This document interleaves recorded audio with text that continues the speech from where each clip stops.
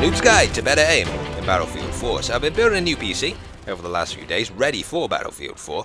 And building a new PC to me is kind of like going down the rabbit hole. And when you get to the end, Alice in Wonderland isn't there. And you're there like, where is she? And your PC just says, no. I don't know why I'm not working, even though I was working 2 seconds ago. That's what I've been dealing with for the last few days. It's a cool story, I might tell you about it some other time, but in this video I wanted to tell you everything if you're new to PC Battlefield 4, if you bought the game for PC, if you've never played a Battlefield game before. I just want to tell you everything you need to know about improving your mouse aim. I did this in some previous videos, but I just want to consolidate it all into one video now. Firstly, choosing a mouse. DPI, the dots per inch of a mouse. This is where they trick you. They plaster like, this mouse has got 10 billion DPI all over the box of the mouse, and it makes you think that that mouse is somehow better than this other mouse which perhaps only has 4000 DPI.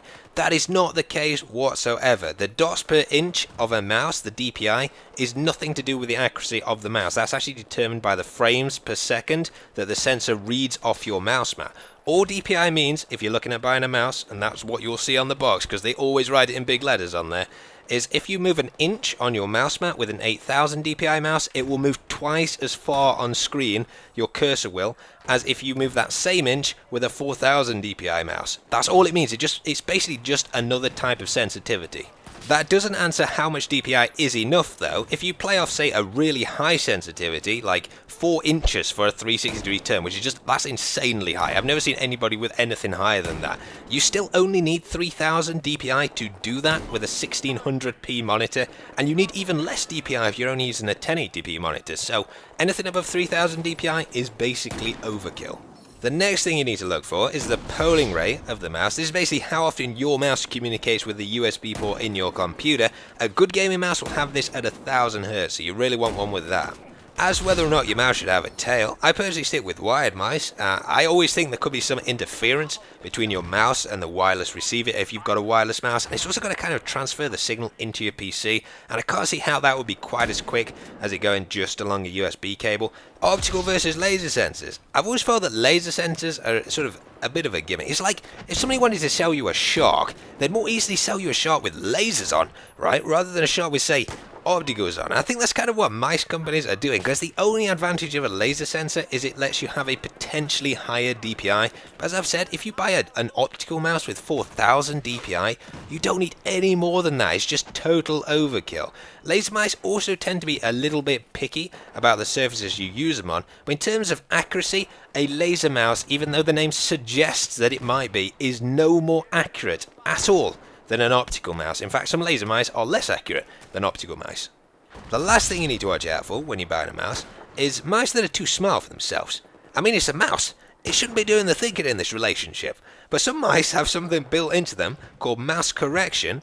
It's also called prediction and angle snapping. Basically, this is where the mouse, when you move it, it moves the cursor to where it thinks you wanted to move it, rather than where you actually moved it to. So of course, if you're doing something precise like sniping, then it can really throw off your aim. Some mice like the MX518, the G400, have that built into the firmware. The Razer Deathadder doesn't, and the new G400, the G400S, which is the mouse I currently use, also had it fixed.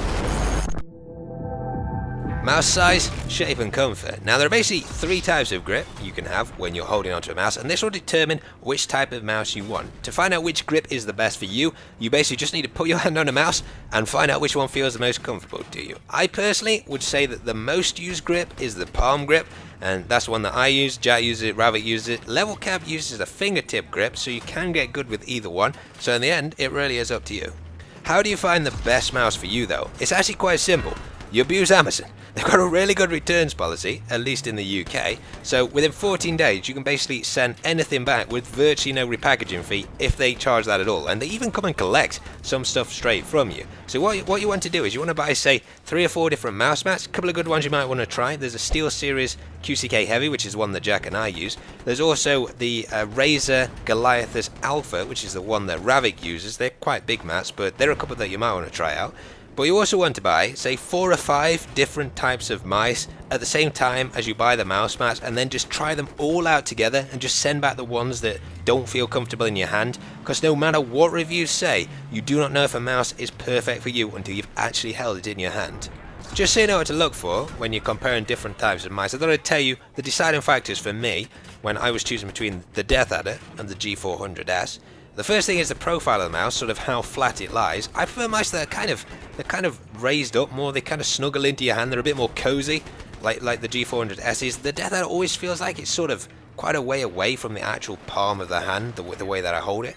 Death Adder also has less buttons on it on the top. I like to have grenades and weapon switching on buttons on my mouse, so I've got full range of movement on my keyboard whilst I'm throwing grenades and switching weapons. The finger position is also a bit weird on the Death Adder. There's no place for your fourth finger because the first and left and right click buttons, they actually cover the whole top of the mouse, so you've either got to have your fourth finger off the side of the mouse, or you've got to have it hovering above the aim down sight right mouse button.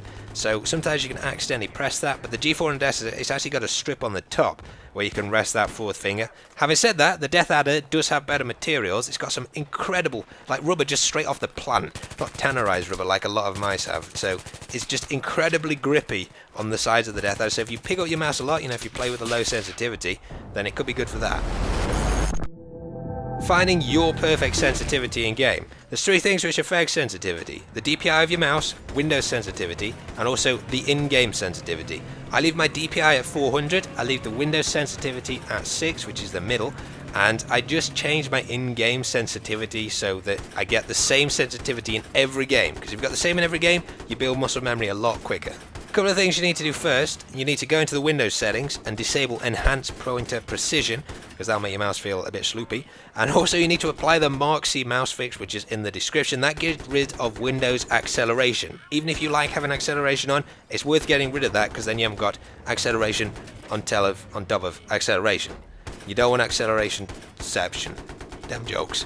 But the only way to find out your mouse sensitivity is to actually play the game and find out. You'll feel naturally in your hand whether or not the sensitivity is too high or too low. If you consistently turn towards an enemy and over-aim, like you go beyond the target, then your sensitivity is too high. If you turn and it doesn't go far enough with sort of your natural movement of your hand, then your sensitivity is too low, so you need to increase your sensitivity. Just play for 10 minutes with the sensitivity, then change up your sensitivity a little bit based on what you see when you're aiming at people, and then you'll eventually get to a sensitivity where you naturally get better aim, because that's what your hand can actually do with its current muscle memory.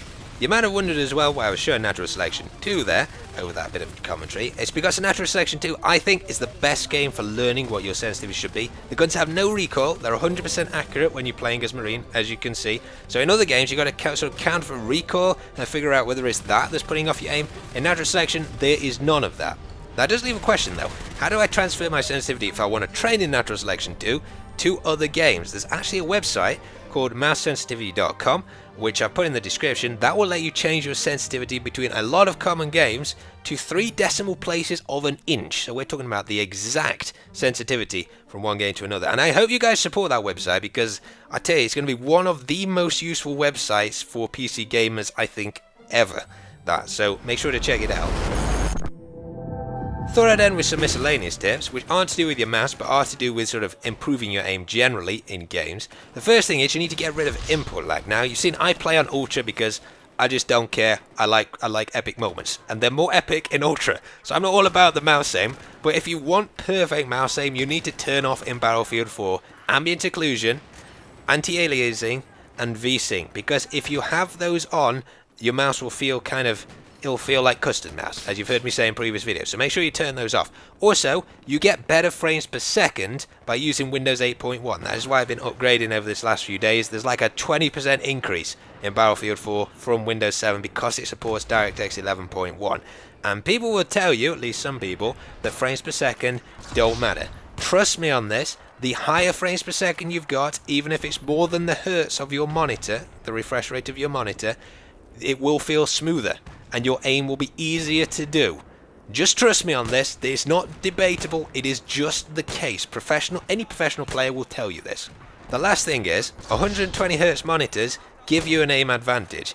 Some idiots will tell you that the human eye can't see at more than 30 frames per second. The human eye doesn't see in frames per second, so just ignore those people. It's not a frigging camera, okay? You will notice on the screen a difference between 60Hz and 120Hz, and it is easier to move your mouse more precisely even if you have less than 120 frames per second in game, you know, so even if you don't manage to get to 120 frames per second in game, it will be smoother anyway. Just trust me on this, please. The people who play with 120Hz monitors, they have an advantage over you if you don't believe this. And if you don't believe it, just buy a 120Hz monitor from Amazon, as I've said, compare it, and you won't ever say that this isn't the case. The best monitor I know of, and this is the one that Jack and I use at the moment, is the BenQ XL2411T. That's a 24-inch monitor. There's also an XL2420T, which is about £60 more expensive. I wouldn't really recommend that one. It's got more ports on the back, which is why it's more expensive. It's also got a profile switch, but I heard the screen was actually a bit less responsive, so I would stick to the BenQ XL2411T. But thanks for watching the video. I hope it helped you. Putting all this together into one video. I will be returning to screwing around with Jack in games, and I noticed what I just said right there, but me and Jack will be screwing around in some more games in the near future. Some of you will have probably written already in the comments, "Where's Daisy?"